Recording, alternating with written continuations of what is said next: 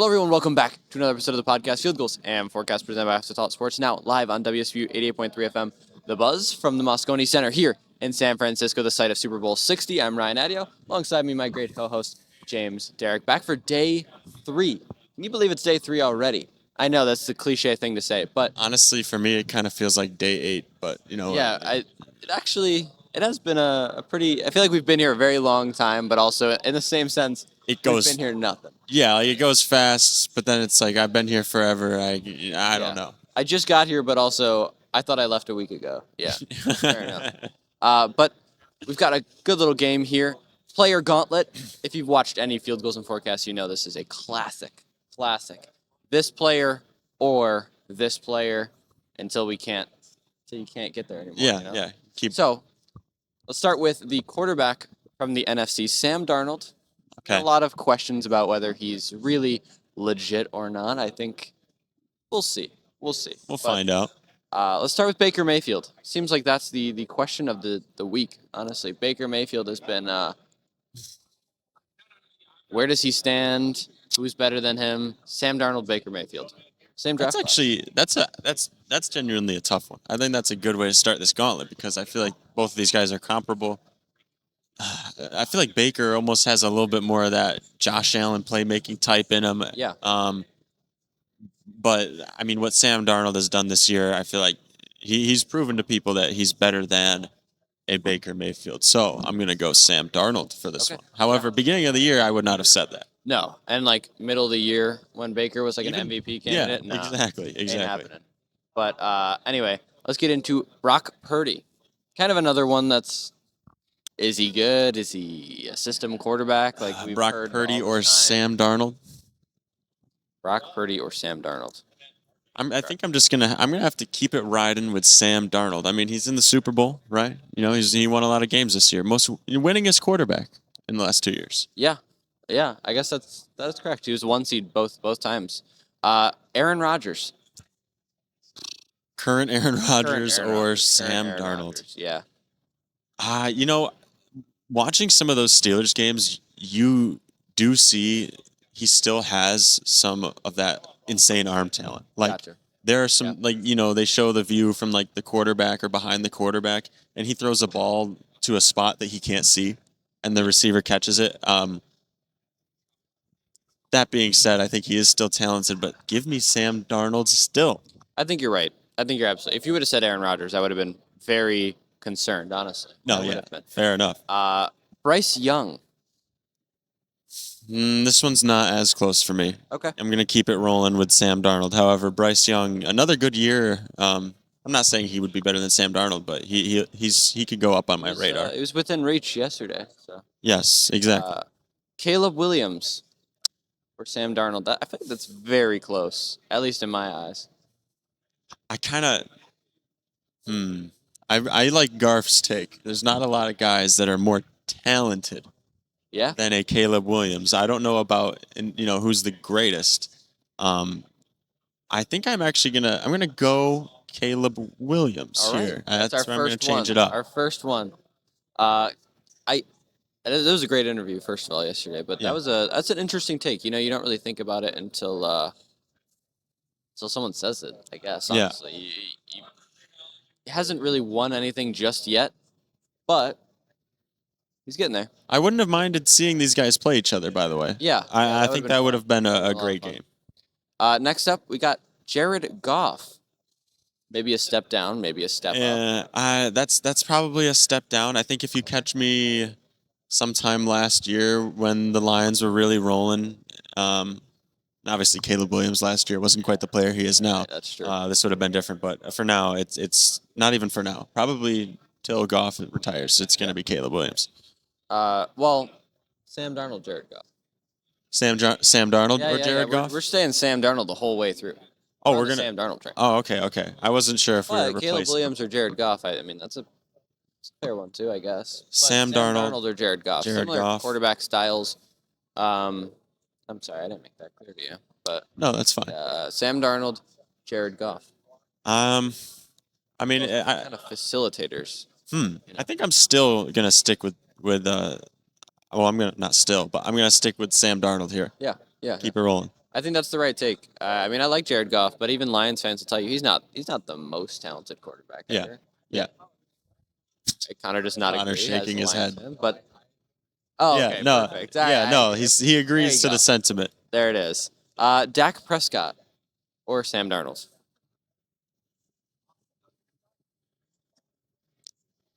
I have to think on this one. I honestly, I feel like a lot of people hate the Cowboys. They give a lot of unfair hate to Dak Prescott. I also think maybe he's a little better than I should. Yeah, As he's definitely taken a couple steps back from when he had that almost MVP season. yeah. You know what? This year, maybe I don't know. I feel like this is something I've probably flip flopped on, not to be inconsistent, but I think right now, especially after talking with a lot of different people throughout this week, I'm gonna go Sam Darnold. I think after a lot of talking with the media and Very players, Yeah, I think surprising to me. talking with the media and players, a lot of people have reinforced like Sam Darnold is that guy. Yeah. All right. Number 11 on this gauntlet, Jordan Love. Hmm. Hmm. Very close. Jordan Love is such an interesting player because I can't really tell if he's very good or if he's kind of just nah, meh. I know. Um. He was great in the playoffs. I will say they He was lost great. that game, but he was great in the playoffs. He was great in that game. I mean, he had the 3 touchdowns in the first half.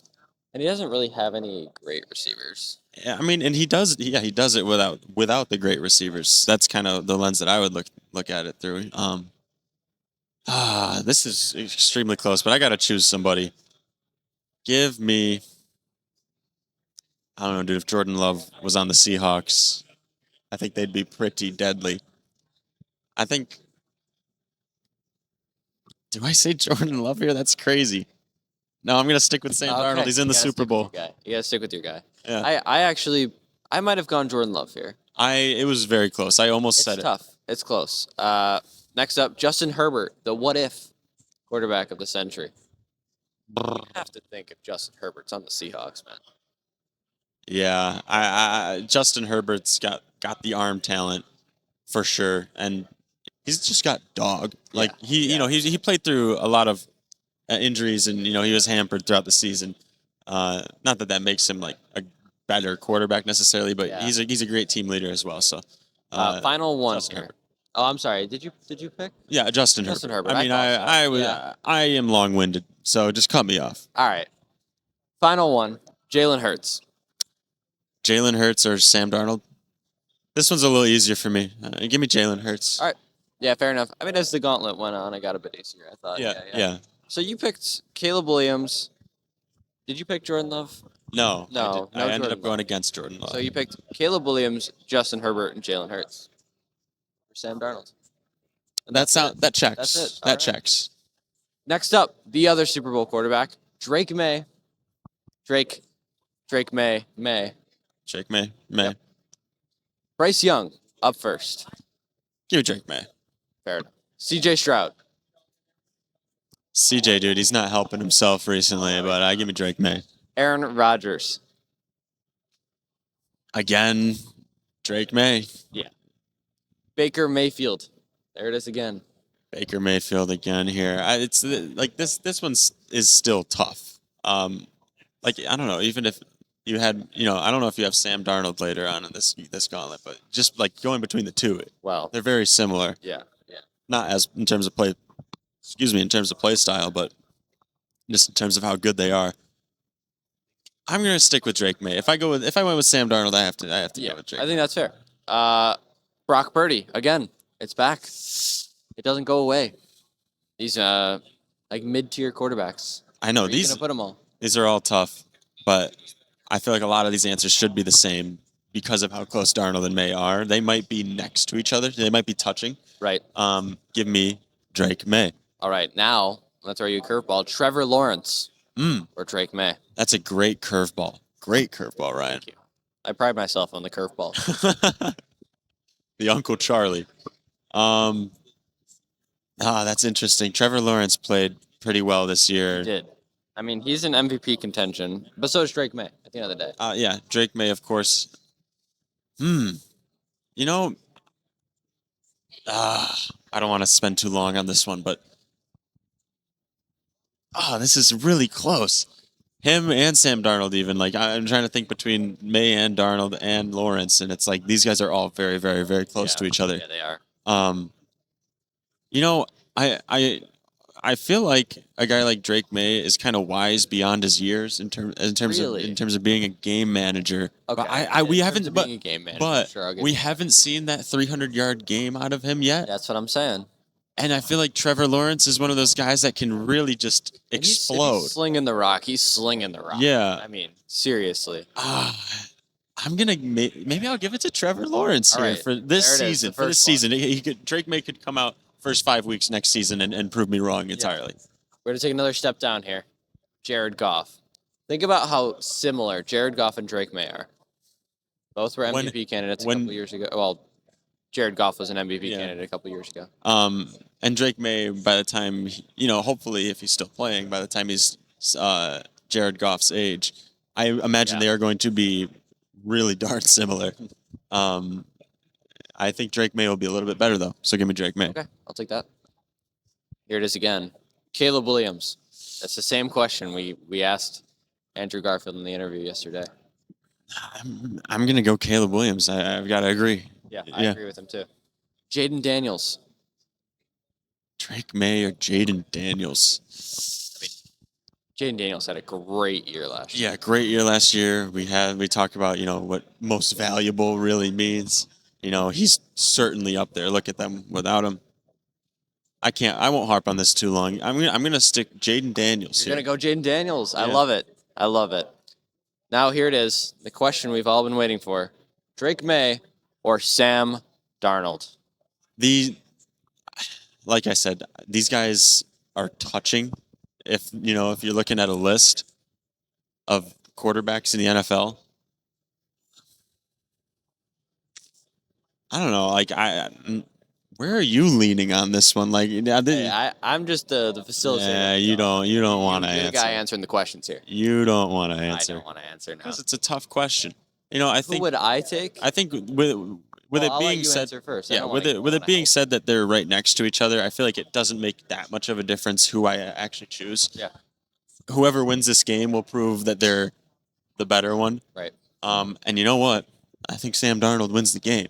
So for now, just for now, give me Sam Darnold. Yeah, no, I agree. Sam Darnold all the way. But then Justin Herbert or Drake May, kind of a similar thing there as well.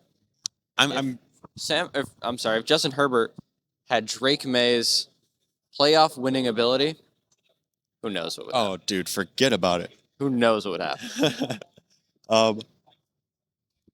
I'm gonna stick with but I'm gonna go with Justin Herbert. My guy. The what if. But that will do it for this segment of Field Goals and Forecasts. Hopefully you agreed with our gauntlet picks or James's gauntlet picks here. But we will be back with an interview, and then we got 2 more segments here. Stay tuned for more of that, listening to Field Goals and Forecasts here on WSBU 88.3 The Buzz. Welcome back to Field Goals and Forecasts here at the Moscone Center here in San Francisco. James, Ryan Adia here for another segment. I'm sorry, I got really distracted by your elegant dancing here, James. Elegant? I don't even know what I was. Was it elegant? I'm sorry, but I was just vibing. We were just hanging out. I mean, we're having a great day. Day 3, like we said. Yeah. Segment 2. It's still early, so I can dance. Very early. Later in the day, I won't dance. I'll be tired. Yeah. All right, let's get into some NFL award predictions. The awards are tomorrow or tonight, based on whether you're listening or whether you're watching on YouTube. So we figure as well get some early predictions in. But of course, you got MVP, Offensive Player of the Year, Defensive Player of the Year, Comeback Player of the Year, Offensive Rookie, Defensive Rookie, Coach of the Year. I even threw in Assistant Coach of the Year and Protector of the Year, the new one. The new award that came out, Deion Dawkins really forwarded that one.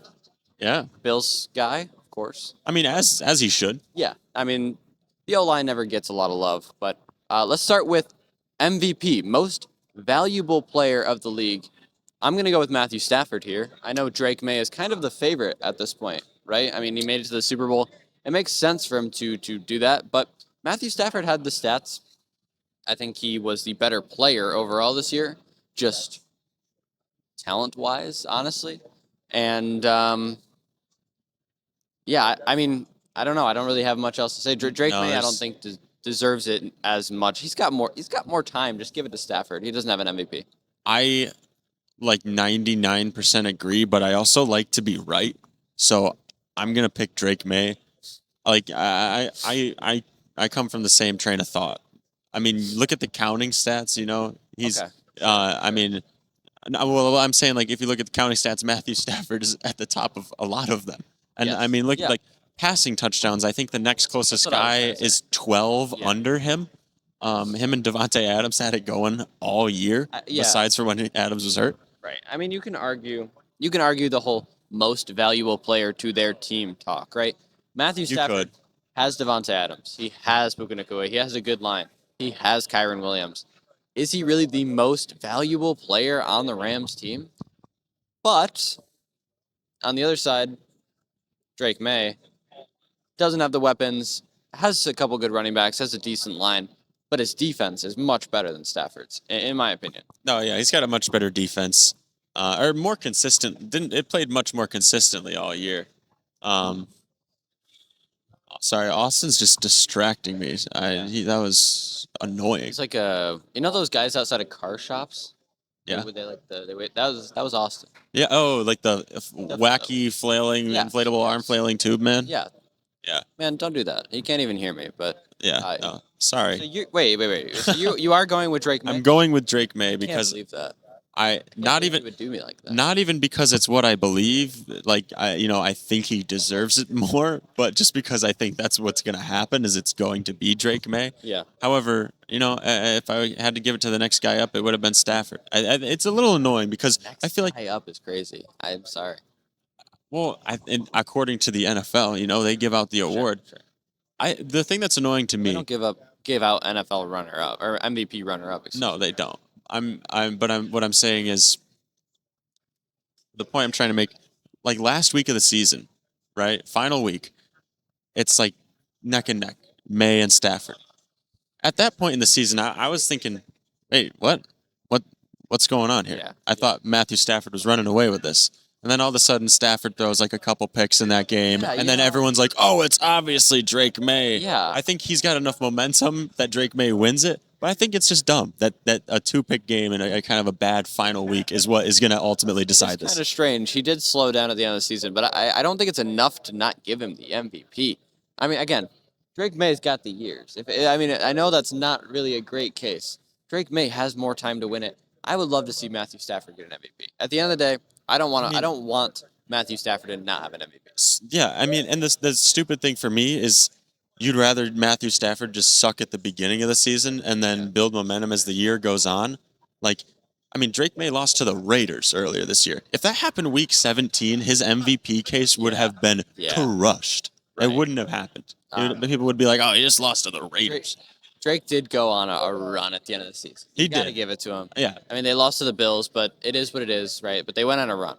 But I think that might be why. I mean, recency bias is a big factor in this MVP. But I don't know. I don't want to give it to Drake I think they give it to Drake May, even though I don't want them to. Yeah. We'll see tomorrow. Yeah. Offensive player of the year. I was going to say most valuable offense. Dude, I don't know. My brain's not really working it's right now. Late nights, early mornings. It's okay. Offensive player of the year. We have different answers again. Yeah. Second time. Give me Jackson Smith and Jigba, my guy, to win it. I mean, he had the most receiving yards this year. That's what I'll go with. Honestly, I think I only said my guy because I want to talk about him. All right. I said Puka Nacua. Yeah. Sorry, go ahead. That's the argument. I mean, is Puka Nacua better than JSN? I mean, JSN is darn good. Look at what he's done to Sam Darnold. JSN is just so well-rounded. He's a great route runner. I think he runs some of the best routes in the NFL by far. He's got good speed. He's good out of the slot. You can put him on the edge. You can say the same about Puka Nacua, I know. He's got great hands. He's high awareness. He comes back to the ball. He knows where the ball's at. He knows where the defender's at. He's good on those deep cutting routes. I just think he does it all. I think he does it all. And he had an unbelievable season. Unreal season. I think you got to give it to him. And he's very sharp. I mean, you rarely see those plays where there's a miscommunication on a route or something like that, where the ball goes down the field or to the sideline and he's going the opposite way. I don't think I've seen that with JSN. And who has the better quarterback? At the end of the day, who has the better quarterback? And one of them is Matthew Stafford. Okay. Who is known for just feeding the ball. But I mean, I feel like for me, I mean, CMC also deserves to be in this conversation 100% with the Niners, but he deserves some credit. The only thing I'll say about Christian McCaffrey is his running game was just not that good this year. It wasn't as good as it has been in previous seasons. It was not good for Christian McCaffrey standards, where he had like 3 yards a carry. Yeah, he's down a little bit, but like Puka Nacua, I think the most impressive plays that SportsCenter top 10 plays are all Puka Nacua over JSN in terms of just how he's able to make insane catches, whether it be on the sideline or just in a defender's face. I mean, Puka's a big guy as well. Yeah. He's able to grab anything as long as you throw it up there lightly enough for him, he's going to catch the football. And now, obviously, we're just football analysts, right? But do you think they would give him the award after all the controversy he's had this year? You think that matters? It shouldn't matter, They gave the MVP to Rodgers. Hey, thank you for proving my point. I mean, I guess thinking about it, yeah. You're playing devil's advocate to my advantage. Thank you, Ryan. Next up, Defensive Player of the Year, and this is a pretty unanimous one. Broke the sack record. How could you not go with Myles Garrett? I mean, just an incredible season on a terrible, terrible team. Yeah, I was just, I already had placed this honor on Myles Garrett's shoulders, but I was curious, so I looked at the odds. It's somewhere between -2,000 and -5,000 for Myles Garrett to win Defensive Player of the Year. I don't even know who else is up there. It's not even close. I didn't look because I was like, well, it doesn't matter. It's gonna be Myles Garrett's award. Yeah, no, it's pretty obvious. I think maybe a couple of those Texans guys, coming off the edge, Danielle Hunter, Will Anderson Jr. He's nice. Comeback Player of the Year. Again, we have a very similar answer. Interesting to see Daniel Jones not even as a candidate. I understand he got hurt, but I feel like that is very strange. If you ask me this year, what player had the biggest comeback, how is Daniel Jones not an option? I honestly wanted to put Daniel Jones, but like I said, you got to check out the odds a little bit, see what's realistic. He's not on there. Ridiculous. Like you said, he got injured, but dude, he came back stronger than anyone else that is on this list. Yeah. I mean, you can't even really. It can't be Sam Darnold because he had the year before. So you're looking at Christian McCaffrey. Who else came off injury and came back well? I mean, I don't know. There's some defensive guys. It's got to be Christian McCaffrey. I'm sorry. Yeah, no. Came off injury, had an unreal season, just out of the backfield, just receiving wise. I can't. Diggs is on there. Phillip Rivers makes an appearance. Phillip Rivers over Daniel. He's retired. He is not in the league. You would make a ton of money if you bet on Phillip Rivers to win, and he won. If Phillip Rivers wins, I will. I don't even know what I can do legally, but I will. See, but how is it Phillip Rivers and not Daniel Jones? Daniel Jones played more of the season. Phillip Rivers played a couple games. Rivers played 4 games, and he makes the Comeback Player of the Year candidates. Daniel Jones plays the whole season, gets hurt just at the end, snubbed. Recency bias is bad. Crazy work. Bad recency bias. Whatever. I don't even like Daniel Jones that much, but I'll stick up for him here. Anyway, Christian McCaffrey, that was top 3 in receptions, so it's just. As a running back, that's just unreal. Yeah, no, it's going to be CMC. And then Offensive Rookie of the Year, I think it's a pretty unanimous as well. I think it is Ted McMillan. I mean, you could argue Mecca Egbuka. For Mecca Egbuka, and I think we said this on one of the shows, unless he absolutely just bombs the end of the season, he's going to win Offensive. Dude, he bombed the end of the season. It was actually just bad game after bad game after bad game. Just dropping passes, which he obviously didn't do in the beginning of the year. And you know, I think he'll come back better. But he dropped Offensive Rookie of the Year. Yes, he did. No, that was good. Yeah. Good stuff.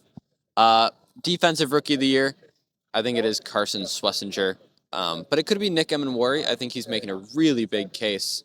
However, I think Schlesinger just does it all. And again, on the Browns team, that doesn't really have a lot of great guys there, in all honesty.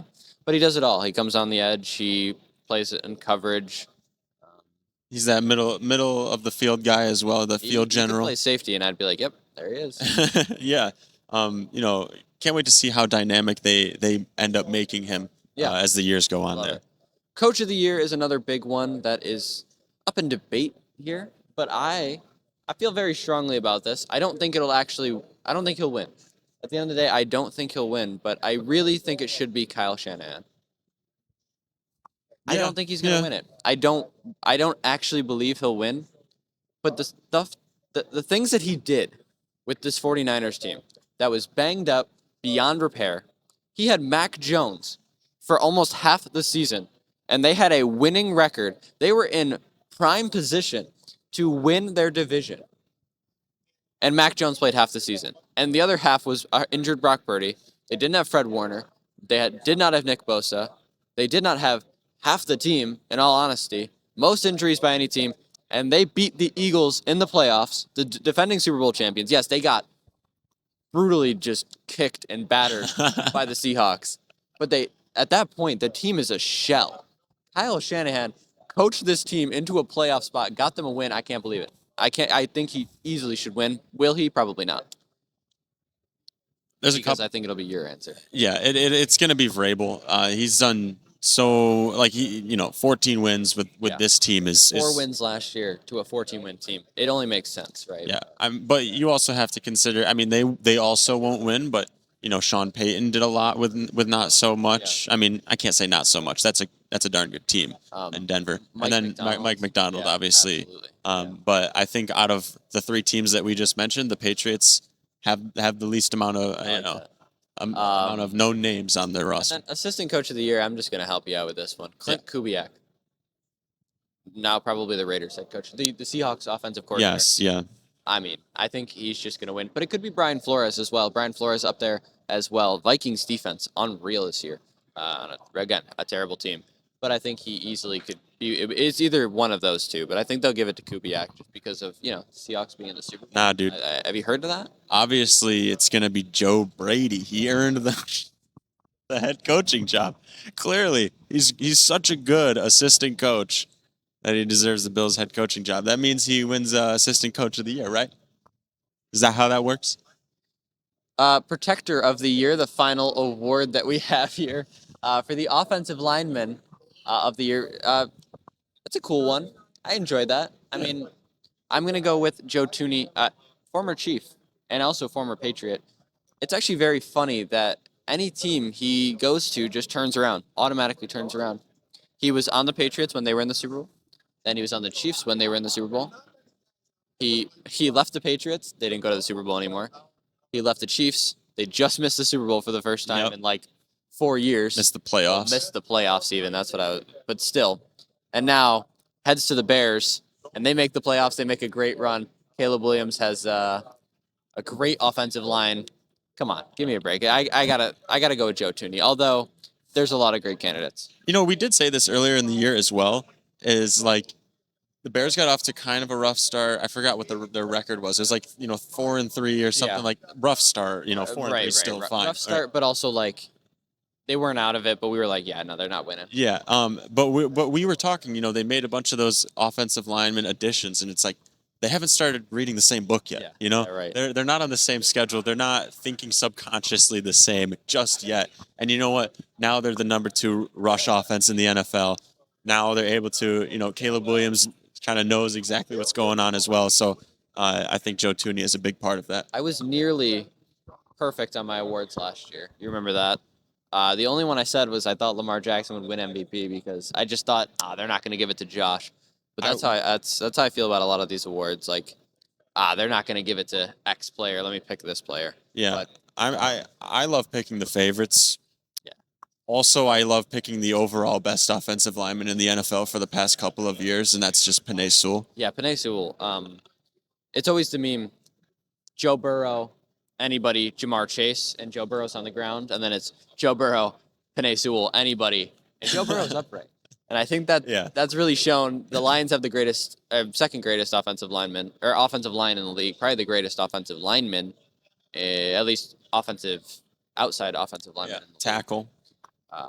Tackle. I should have just said that, but either way, I think that's a good choice. I think that's a fair choice. Is he the favorite? I'm pretty sure he's the favorite, but no one is strongly favored. I think they're all like plus odds or maybe 50-50 on Penei. I think people just don't really know offensive linemen either. So what makes it kind of difficult. Honestly, we don't give gambling advice. I can't. But if you know football, that's something I feel like that you should look at because it gives you a bit of an advantage. The people who set these odds, I feel like they don't know it as much. But that will do it for our mock awards. Go watch the awards either tonight, tomorrow. It's on Thursday.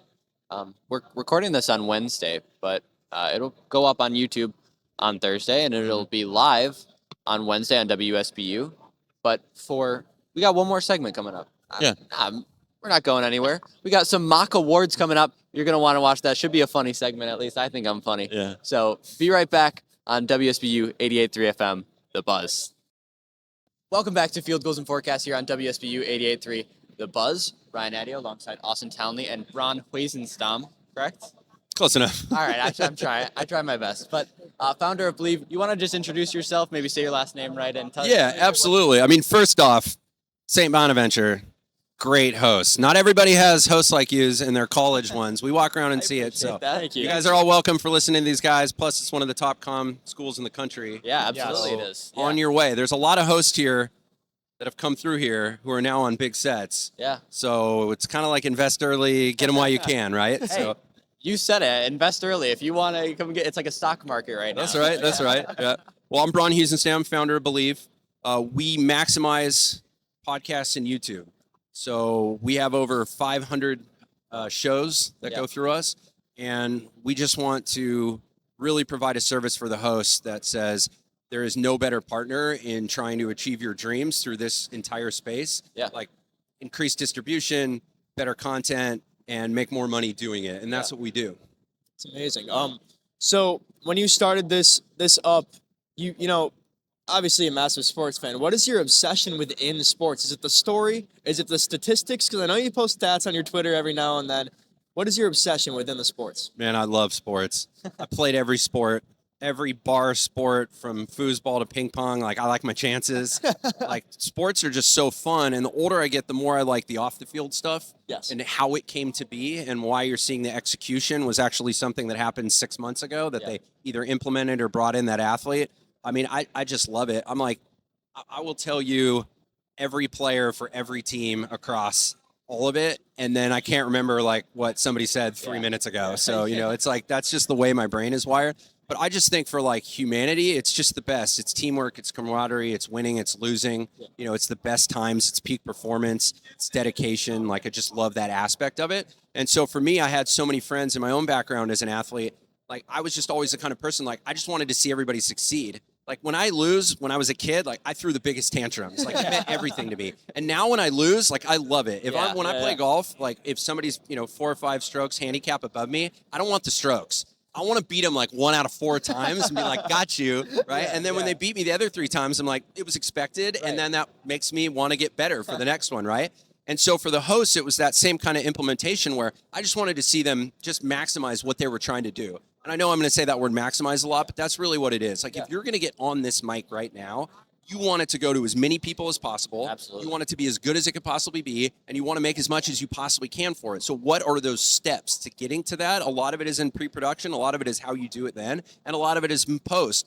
And so it's very hard to break through in the noise here with all of these incredible people and talent. So there are some steps that companies like us really help with, especially with the distribution and then the ad sales, because you're not going to get on and talk to, the ad agency, right? It's impossible. You need gatekeepers to get there, and we do a lot of that. And then I just love it because it's that same thing. It's like you see that athlete on the field want to succeed. Like, I want to see him succeed off the field as well. It's funny that you mentioned like you can name every athlete, but I can't remember what I had for breakfast this morning. Like my Right. girlfriend hates me for that. She's but There's a lot of memes that help guys like us now. Yeah, that you're for like, sure, look, yeah. look, it's not just it's me. not Yeah. just me, but I'm glad I can reside in that. But can you just talk to me a bit about how you started Bleav a bit, like how it got its footing a bit? Yeah, absolutely. Ryan Leaf and I were sitting in a Sweet Greens on Sunset Boulevard, and we were talking about podcasts. And this is 7 years ago. We were just talking about it 5 minutes ago. He's walking around. You see a massive quarterback walk by in the background.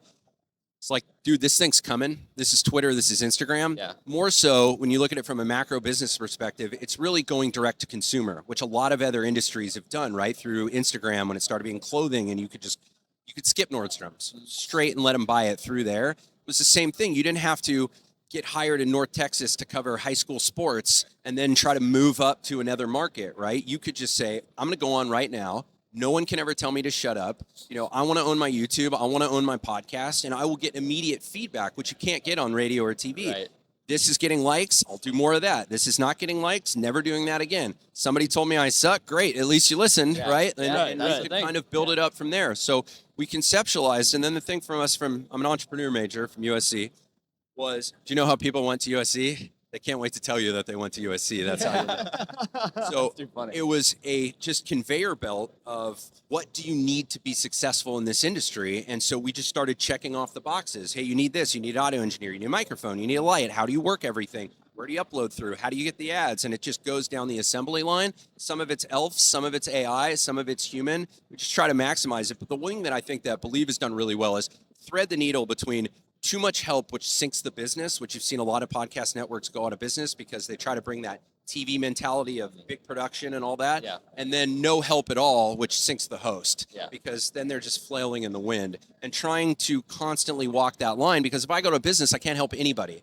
And that means it's not for everybody. Everybody wants a billboard on Sunset and an advertisement in that, but it's got to work in the parameters of a successful business model. And that's where I think we've really nailed. Yeah, growing your business and, when that was first starting, I'm sure it wasn't the easiest thing in the world. Hard. You have a story of one night where it's countless hours, nothing's working. You're trying to brainstorm on ideas to get, your content out there. Sure. Do you have one story that really stuck out to you one moment that you're like, man, I'm glad that we just stuck with it and look where we are now? Yeah, absolutely. I think for us, if I would have known how hard it was to sell ads, there's no way I start the business in the first place. I mean, selling ads is hard because you're competing against everything. Right. They don't have to buy you, right? So there's a lot that goes into that. I looked at it from a few different positions. We tried internal studios and that, not still low production, but where people would come in. And we really just looked at the future and said, this is changing every day. And we need to start thinking about 5 years from now and not what's working today. And once we made that decision to go where we thought the industry was going, we're up to 40 million views and downloads per month now. Said we work with 500 shows, about 800 hosts. Like it worked and we chose the right direction. And I'm glad we did because entrepreneurship is a grind. And, entrepreneurs in entrepreneur school, they always say like, do what no one will so you live like no one can, right? That's like the entrepreneur model because it's hard. It's hard and it's a giant gamble. You really put it all out there and like any business, you lose money, you make money, you lose money. You try to make more than you lose at the end of the day, right? And we've been able to do that as well. And like I said, we've really, I think, found our footing. But I mean, it's very humbling to walk around here because you have billion and $billion industry right next to each other. And we're essentially all doing the same thing. Yeah. So you have a podcast for pretty much every NFL team, if not every NFL team. All sports. Oh, well, yeah, at least NFL-wide, all sports even. How do you reach every single audience, and what are the problems with that? Sure. Well, it's a scale game, and it becomes turnkey. So if you're an advertiser, right, and you want to come to us, and you want to pump up the biggest St. Bonnie's show, and we want to advertise all across Bleav, I can turnkey you a host in every city by, say, 400, that'll be ready to go Monday to promote you. If you want a national show, you can go to Colin Cowherd. And we have national shows too, but it's just different models. Now, it takes a long time to build up that network, but we were able to do it through the grind of building it up, keeping them. Some of the shows are very small, and some of the shows are really new hosts, and some of them are not. They're wildly successful. But if you string them all together and you can be turnkey for somebody, so it's like, give me all your hosts in Texas. I'm like, great, here it is. Here's what it costs. Go right there. Then the host wins because they're getting that advertisement, and the client wins because they want to push their product to those people. And community. So if you can build it, it'll work. The problem is networks are very hard to build. But once you have them, they can be very profitable, but you got to get over the sunk cost of what it takes to build them, right? Look at brilliant companies like FedEx, right? Try to start that. You cannot, right? That is a 50-year business that's grown up and the biggest network in the world. Right. Sticking with sports media here, where do you see sports media going in the next 5 to 10 years? More digital, cheaper, lower cost production, bigger hosts through their own distribution. But I think you're going to get a huge consolidation. Because at the end of the day, there's economies of scale in all business models, and it does not make sense to have 100 individuals flailing. Because then you start talking about accounting, HR, ad sales. It makes more sense, like any industry. So I think even on the digital side, and a lot in this room, I would think in 5 years, there's maybe 3 to 4 companies that sell ads for everybody in here, and it's all vertically integrated. Because, like, to quote Bezos, like, and it's a terrible quote, but your margin is my opportunity. There are so many cuts along the way in this industry that somebody will figure out how to sandwich them all together, and that's what we're working on right now. What was there some time where you were working on something, you loved it, and it just didn't work out? And what did you learn from that? Yeah, everything. Okay. It never works. You got to pivot. You got to stay happy. You got to work harder. You always got to think of the head, because it's not just about you. There are other people out there doing the exact same thing and trying hard. And I'm not much of a pirate. Like, I don't really feel my success is your failure. Right. Like, we can win together. And so I've talked to all of our competitors. I've talked to everyone in this room, basically. And we're just sports fans, and that's why we got into it.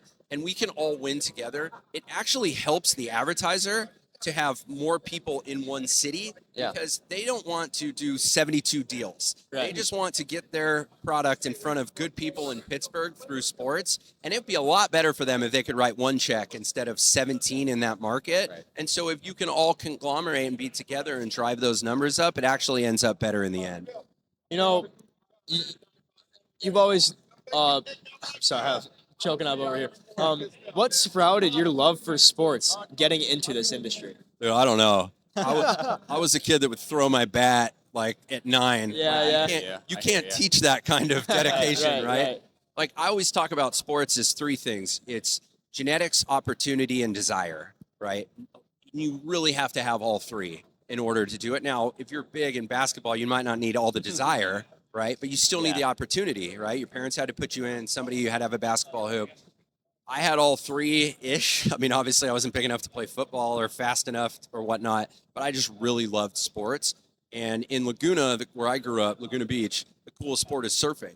And so it's a hill to the beach, and that's what I wanted to do. And there was a couple guys that were about 5 and 10 years ahead of me that were world-class professional surfers. And I was like, I want to be them.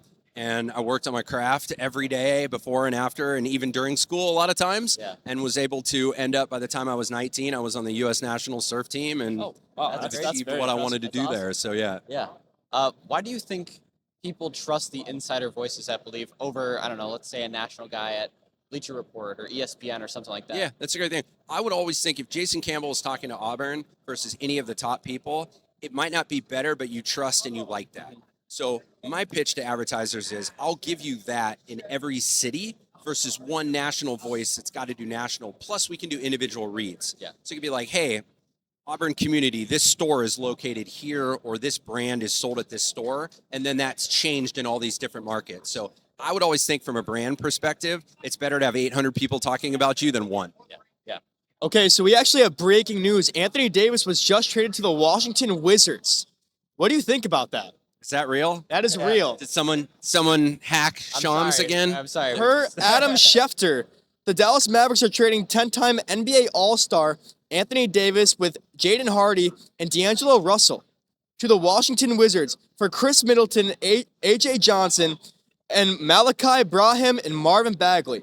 Wizards have got something brewing there. I don't know what it is. Washington. They're going to have a little inside-outside with point guard they just traded for a trade. Wow. Well, that's the industry. I mean, you got to have news. But I've got a couple more questions. Sure. That could be a good matchup if AD stays on there, because he needs somebody behind. Trey needs somebody behind him that can help him defend. And so now they got at least a squad. And if I was a ticket buyer, I would be excited now. The problem with AD is just, and to no fault of his own, he's just always Made hurt. of glass, Yeah, almost. yeah, Yeah. I agree. When he was a Lakers and we traded for Doncic, heck, my wife was like, Lakers just traded Anthony Davis for it. And I'm like, wait, what? No way. Well, Because that it happened trade at like itself- 11:30 yeah, at I night. Yeah. We were all She at loves school. that she broke Yeah. it to me. Yeah. We were all at school, and we were like, dang. Did not If believe only that. Woj got to Yeah, to tweet this right. out, and he's down the street from us, living couldn't above believe the that. I'm Burton. sure he was like itching his skin, just ready. He was like, I wish I could have broke it, but Yeah. I always think for those guys too, they must just be like, oh. yeah, I know. Yeah, I mean, I'm a massive Hold tight, NBA guy, Buzz. so I'm kind of freaking out right now. I haven't seen the Washington Wizards be competitive since been a John long Wall, time. Bradley Beal, and even then they weren't Yeah. insanely We were like competitive. They made it out the seed when they first had round. Westbrook and Beal, yeah. Right, and Westbrook had a great season with Bradley Beal there. But now you see Washington kind of slide into that Eastern Conference contention. If they can get Trae Young and Anthony Davis back healthy for next season, I mean, they can make some. That's they an can make some optimistic noise fan right in there. the Eastern Yeah. Conference. If. If, Yeah. I mean, two very injury-prone players though. That would be incredible. I mean, do you see them having a chance in the Eastern Conference next season with these two? Frustrating thing for me with basketball is 4 teams don't try. They're just going for it. And so the other 11 teams in each conference that are trying, 10 of them make the playoffs. Yeah. Right. So you're really trying to make it 10 of 11. Can they get there? Absolutely. Yeah. I didn't mean for this to turn into an NBA podcast, but it is. That's all right. When news breaks, Yeah, right. St. Bonaventure is on it. St. Bonaventure, we're right on it. Yeah. WSBU, absolutely. I've been sitting here, NBA trade deadline coming up. I've been sitting here on Twitter, refreshing every few minutes. He just came up and whispered in my ear that breaking news. So Yeah, that's I mean, great. I'm glad we could talk about it with you on the show. Wait, I got a question for you guys. Okay. Is Ithaca like your guys' like content com rivals? No, we love them. Honestly, we Oh, you love, do? we We love them them. over We there. love They're them. super Yeah, nice. You don't like We send them absolutely love eight-day-old donuts as like a No, gift or anything no, like no, that no. while you guys are here? There's no we've been hazing? talking. Yeah. We've been hanging out. The No, we first love day them. when we came and set up, or they came over to us, was talking to us, showing them all their setup, what the equipment they have, and really, really genuine people. Yeah, they're very super nice cool. over there. Yeah. Love. No, We've got Jake Osmond who went through there, who hosts for us as well that's now. awesome. Yeah, That's awesome. in theory rival, but no, we love those guys. Got so. it. But one final thing. Yep. Super Bowl's coming up. Who you got? What's your final score prediction? Man, I love Vrabel. He's a great dude. Sam Darnold went to USC. First USC quarterback, 26 drafted. He's the first one to Yeah. ever make the Super Bowl, which is kind of incredible. I think the Hawks are a better team, but I could see it going either way. I know they're favored by 4. I'm sure you're getting a lot of people that are saying that. Yeah. I think if it's close, you could kind of lean towards the Patriots, but Oh. there is a strong chance the Hawks blow them out. Okay. Do you have a hot take you want to give? No, I'm not your Hawks take. But I'm a most people, fun-loving entrepreneur who tries to help everybody here. There's a lot of hot take people here. most people have said Seahawks. That's all right. But I appreciate you being on, taking the time to stop by WSBU. But that will do Absolutely. it here. Thanks again, and we will see you all in the next segment. You're watching Field Goals Forecast right here on WSBU 88.3 The Buzz. Welcome back to Field Goals and Forecast, the final segment. We just had a great interview, actually, just a little bit ago. So I hope you enjoyed that. But now we're back, just James and I, talking some more football. Again, the awards are tomorrow or tonight, based on when you're watching or listening to this. So we have some awards ourselves. The Field Goals and Forecast mock awards of the year. Bang. No MVP, no Offensive Player of the Year, but we got stuff like Fantasy Pick of the Year, which is our first award. And as a show that covered fantasy for 15 to 16 weeks of the NFL season, I think we're pretty knowledgeable on this. And honestly, since I have the better record, I think I get to announce our candidates and the award here. But I have the 3 candidates. We're not going to do that for every single one, but these 3 I think we could really debate on. Jonathan Taylor, a second-round pick in most leagues. Yeah. Josh Allen, also falling, the number 1 fantasy player back-to-back years. And Christian McCaffrey, the guy that carried me to my Afterthought Sports Fantasy Football Championship because I drafted him in the 2nd round, and he was unbelievable. So those are your 3. Yeah. I mean, very high-up picks, but I know you love Jonathan Taylor because he carried you for a while, but the fall-off needs to be studied at the end of the season. No, when they needed him most. Seriously. Jonathan Taylor, he exploded onto the scene. He carried me for a good chunk of the season. And then, turns out, should have let him go. Yeah. I mean, I was getting some trade offers that were really making me think like, Yeah. should have sold higher on him. I think it is Christian McCaffrey. What's your thought on that? Everybody definitely, doubted him. definitely for you in our Afterthoughts League, because everyone was like, I got to stop doing this myself. Is like drafting and being like, oh, he's gonna get hurt. Yeah. Like right. That's what I did with Devon A. Chance. that's like that. You just shouldn't draft like that. If they're a good player, draft them. Yeah, that's the motto of this year. But No one was thinking Malik Neighbors was gonna get hurt, but That's true. he did get hurt. But So- I think you have a point with CMC there. is that what we're going with? Yeah, we can go with CMC. Yeah, because Jonathan Taylor fell off. All right. I'll say that. Fantasy pick of the year 2026, Christian McCaffrey. Congratulations. We don't have an award for you, but if you want to come by and pick it up, Yeah, I can give you a shake handshake. hands. Yeah. Worst fantasy pick this year. There were a lot of them. First round, second rounder guys that just didn't pan out. Maybe some injuries in there as well. Let's start with Brian Thomas Jr. That was a bad one. I mean, the fall off needs to be studied there. Second year, sophomore slump. Hit him like a truck. Malik Neighbors. He got hurt, tore his ACL, out for the season. Obviously, he was a first-round pick as well. I mean, he played great until then, though. And, of course, another first-round pick, Justin Jefferson, Jay Jettas. He had the J.J. McCarthy curse, unfortunately, so just did not play well this year. But a first-round pick nonetheless. Who are you leading here? I kind of want to. I mean, obviously Malik Neighbors has the commercial with Denny's. Yeah. Is it Denny's or IHOP? IHOP. Where it's like, you sold everybody, so like, we're offering this special deal Yeah, because but he did get hurt. But he got hurt. There's nothing you can do. I think you can kind of give him a way out this year. Just we'll lay him off. Brian Thomas Jr. I think about, but he also missed some time here and there. Hurt just a little bit, yeah.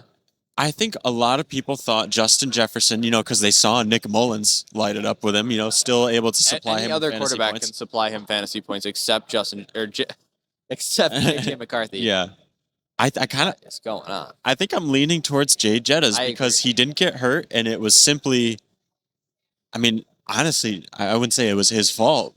Yeah. But he's the worst fantasy pick of the year because he was still going top 5, and he ended at wide receiver. I mean, closer to 20 than he was 15 or 10. So I like that. Let's go to most underrated player this year. There's a couple. I mean, unless you think of one now, I've got 2 options for you. Ty Johnson and Michael Wilson. Michael Wilson absolutely lit it up at the end of the season. But I do have another award for Michael at the end here. So if you don't want to give him 2. Michael Hughes? Sorry. Michael Wilson. Unbelievable wide receiver for the Arizona Cardinals. Who would have thought, huh? Sorry, who was the first guy that you mentioned? Ty Johnson. Of course, Ty. Running back. Ty Johnson is my favorite 3rd and 12 screenplay.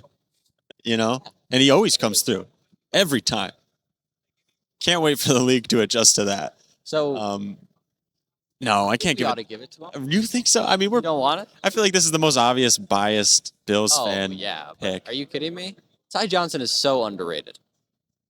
Yeah, come on, Ty Johnson. Ty Johnson, congratulations, you are our underrated player of the year. Now we'll go into overrated player of the year, and I don't think that anybody on this commentary group will agree with me. I could only think of one player when I thought of overrated, unfortunately. I didn't want to be too mean, but unfortunately that overrated player happens to be a former Cowboy, now Green Bay Packer. Overrated player of the year. Hello, Micah Parsons. Yeah, dude. Welcome to Green Bay. We'll give you 12 sacks, and then you'll get hurt a bit. All of that for a good edge rusher, not elite. I don't think he's up there with the top edge rushers in the league. I Bleav he is a defensive player of the year candidate, though. I mean, he's up. He's got some name value for sure. I think that pushes him up there. Oh yeah. But I think Cowboys fans can breathe a little bit and think, okay, we shipped him off, but we got some picks and it's not looking horrible. Mhm. It's not looking like we totally lost this trade in an abysmal fashion. Yeah, to the point where Austin is even telling me that they won the trade.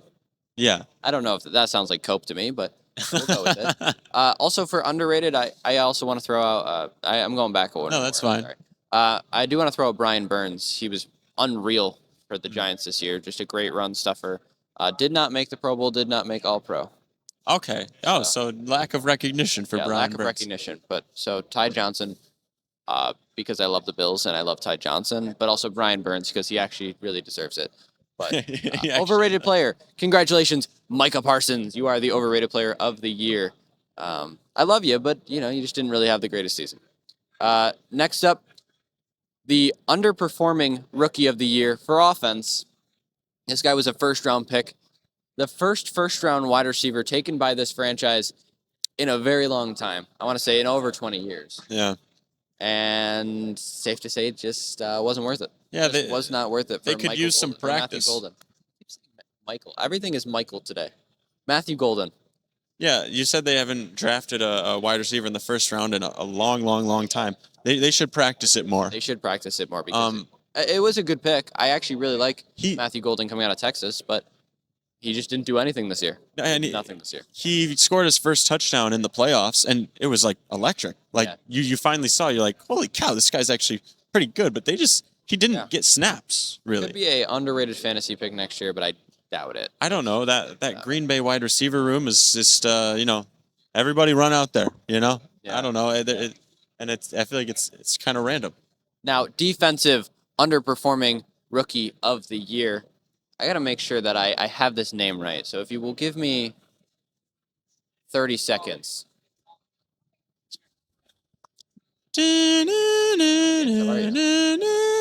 Yes. The Detroit Lions selected Tyleik Williams from Ohio State with the 28th overall pick. What did he do this year? I actually am not really sure. I heard nothing about him, and the Lions were just not that good. So I'm going to go with that. Is Mr. Williams in the room with us now? I'm not sure.